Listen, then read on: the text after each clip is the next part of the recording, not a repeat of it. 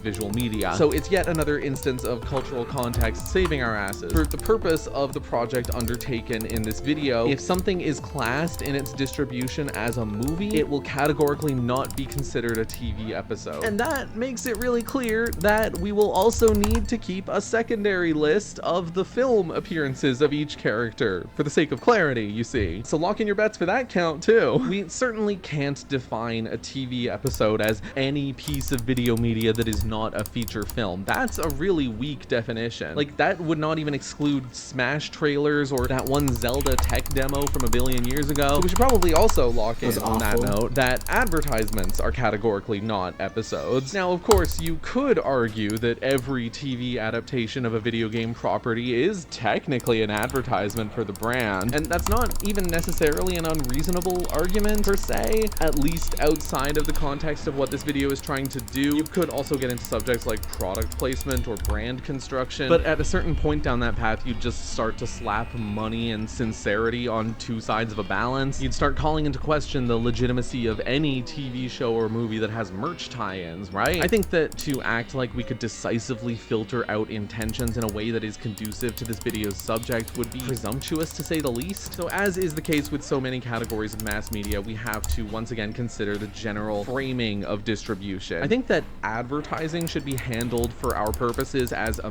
medium before a set of intentions or effects. Ads are fairly clear-cut in the delineation of their release, so it hopefully shouldn't be difficult to make that distinction. Likewise, we should exclude video game cutscenes. This definition is still inadequate. It's light years from totalizing, but it's pretty clear that this is about as far as we can get without discussing the actual examples that the body of this video comprises. To put it another way, despite laying out all of these ground rules, I still feel that this question is going to be interesting to grapple with. I hope that tells you something. Beyond the definition of terms, there are still three things that I should get out of the way. One, some works that feature the Smash characters are ongoing or even upcoming.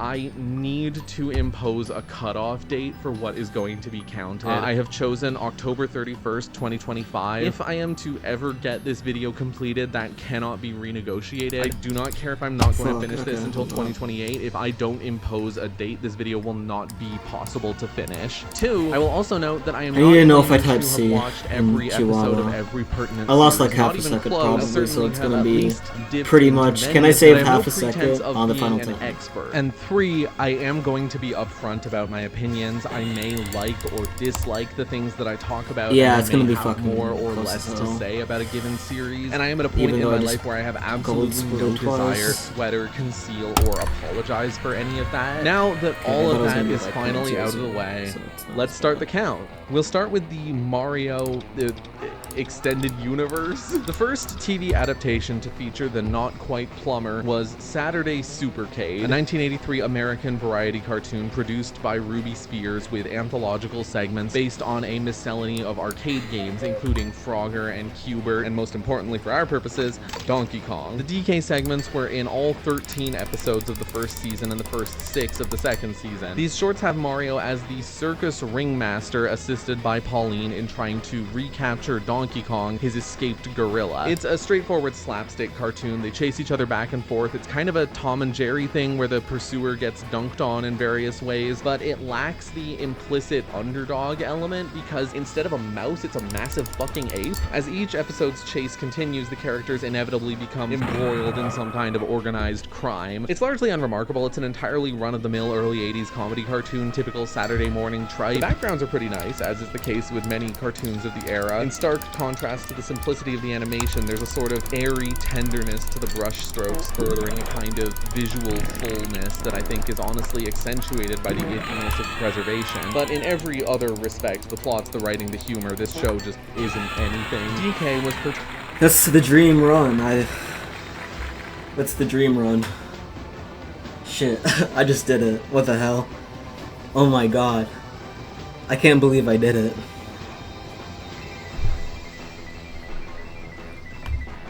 I was 0.9 seconds behind.